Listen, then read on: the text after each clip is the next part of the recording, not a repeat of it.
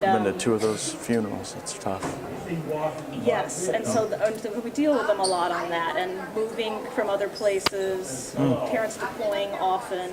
Dude, some of these are heartbreaking. So, yeah, so I just thought, this is student-driven here, and they're just... Look at that.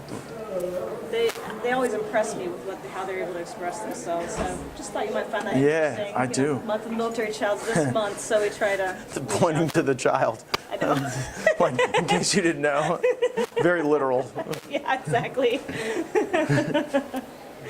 But yeah, so there's all the branches are represented here, as you know, in this area, but it's heavy Army up here. Yeah, I have to say most of our students here are Army from the new 7th group compound. Yeah. So, it was Air Force for us, and it still is mostly Air Force down at Niceville, but up here is Army. Yeah, well, that's it. It's interesting because it used to be a ton of Air Force up here, Right. and then with the 7th group mix changing. Yeah. But, what's weird is like all our friends growing up all through school would move every couple of years. And we just kind of got used to it. Yeah, and the other thing is like, I thought it was always really interesting the way they were able to like adapt, Like I remember these kids that would just show up out of nowhere, like middle of the year, and be like the nicest people that you ever got to know. Yeah.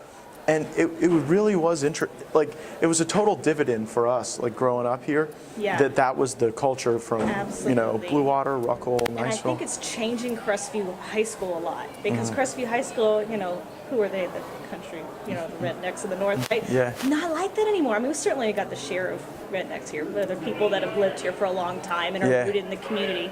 But then with the new influx of the Army, there's a greater culture, greater diversity, and I think it's changing the culture so that they are more open to making new friends, to reaching out, and really a more global perspective versus the Well, just look on here, you see kind of the global influences. Yeah. Look, I mean, it's everywhere, literally everywhere. I mean, Belgium here, Virginia, Belgium, Florida. So, yeah, I just thought you'd find it interesting because it really is changing the context of our area. They deploy, but they don't move as much, right?